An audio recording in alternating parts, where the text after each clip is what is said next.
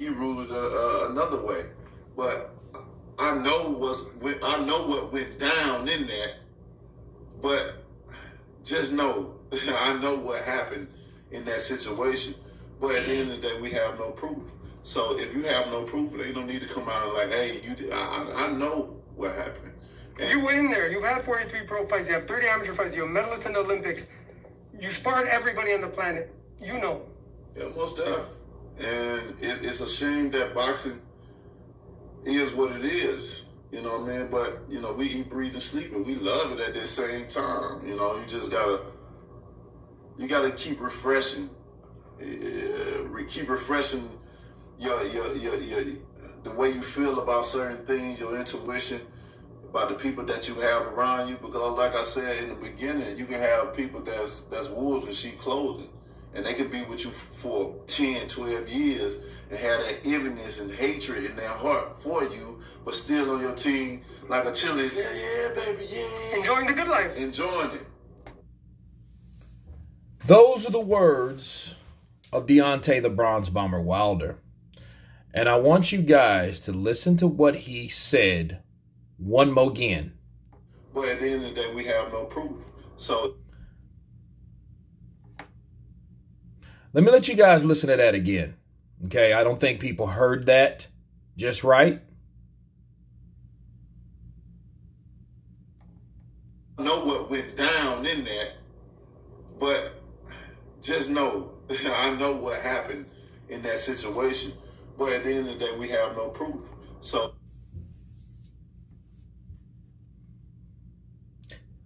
we have no proof. We know what happened down in there. But at the end of the day, what did he say? I'm not going to say it. No, I'm going to let Deontay say it himself.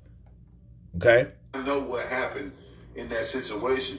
But at the end of the day, we have no proof. So if you have no proof, it ain't no what? You need to come out and like, hey, you did. I know what happened. And you were in there. You've had 43 pro fights.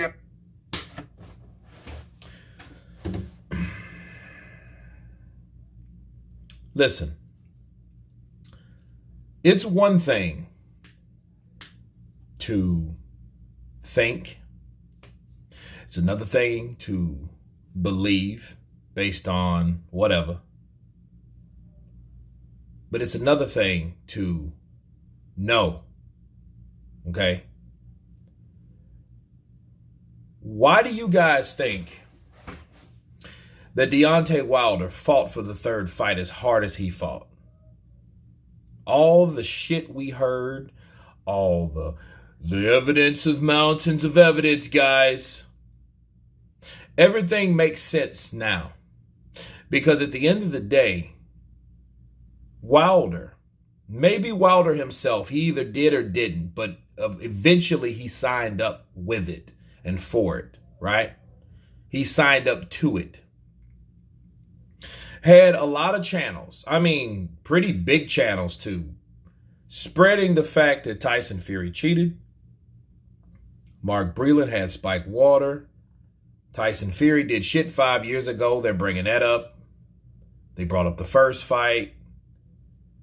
They tried to come up with PEDs at the first beginning, which they added, they started talking about him failing 4 or 5 years ago, like that matters currently as of that time.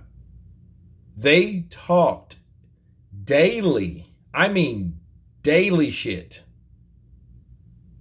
5, 6, 7 times a week. Same channels. Content. Propaganda. And at the same time, I'm trying to tell people, like, listen, be cool. Wilder ain't said shit, so don't take that for cash value. So each time I heard one of those dumbass videos, I do what I do best. I countered the motherfucker. I countered them. And when I countered them, the more I countered them, the more people listen. The more people listen, the more they started to wake up. The more they wake up and woke up, they started to understand, like, yo, listen, it really doesn't make sense. Now I understand why those same channels, the same exact ones, tried legally by YouTube to shut me down. I mean, literally, not copyright claim, not, oh, you disobeyed this or whatever. No, they sent copyright strikes. They sent 9 copyright strikes towards my channel. 3 get your channel shut down. They sent 3 times as much. Oh, 3 will get your channel shut down. Let's send 9. 3 separate channels attempted that shit. And then while they were sending these copyright strikes, I couldn't talk. Because the problem was, I was about to bring one of Wilder's best friends on the channel to explain what the fuck is going on in his own words. He reached out to me. We talk like men. We're very cordial. We'll talk time to time. He'll say, how you doing? I'm good. I'll ask how he's doing. He's good. We do that. We have an understanding. Okay? And we got to know each other. We talked for hours before we even did interviews. Okay? At that point, they shut me down because they didn't want me to talk. Why? Because they didn't want the truth to be let out. And like I told people exactly what Deontay Wilder said, if he would have had proof, he would have used that before going for a 3rd fucking fight. That only makes sense. Now it makes sense. See, Wilder's not an idiot. Okay, he's not dumb. That's why he didn't say that to Tyson Fury in his face, because he knew there was nothing else to say.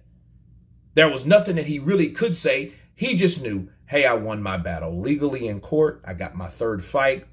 Fury tried to run off and fight somebody else, but he lost because I beat him. I beat him outside the ring. Now it's my decision. Now it's my time to beat him inside the ring. Now it makes sense. Now this shit really sticks. Because at this point, what he just told you, let me let you guys listen to it one more time, because I don't think people understand what Wilder said, okay? Listen. Another way, but I know what went down in that, but just know, I know what happened in that situation, but at the end of the day, we have no proof. So if you have no proof, you don't need to come out and like, hey, you did. I know what happened.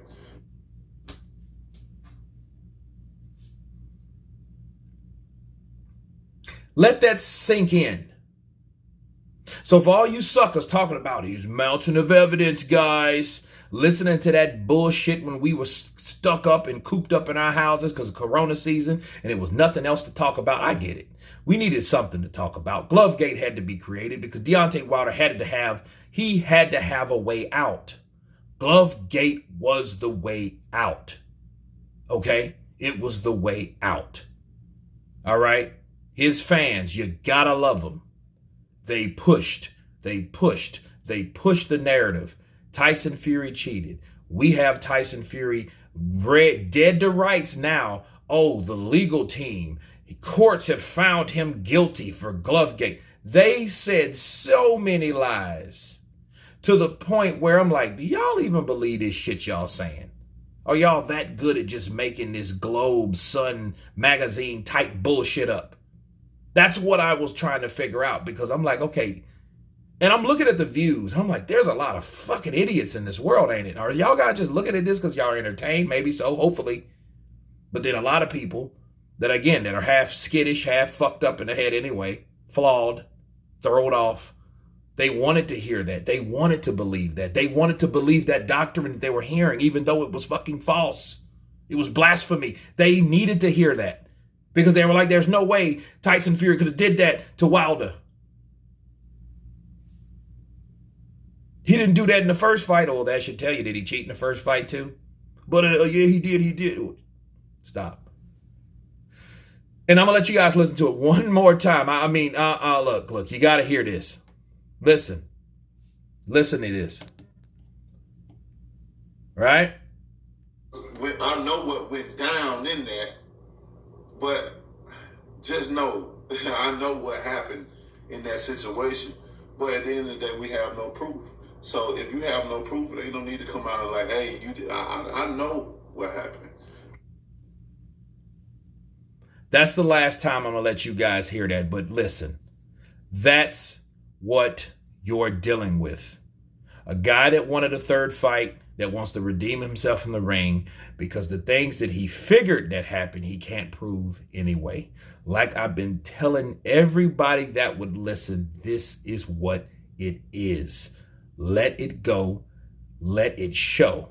The third fight will have or let you know everything you need to know about Tyson Fury versus Deontay Wilder 3. So may the best man win. But please, please, stop the bullshit. Your king, Deontay Wilder, has just shut all you motherfuckers down. And on that note, you guys been Counterpunch. Peace.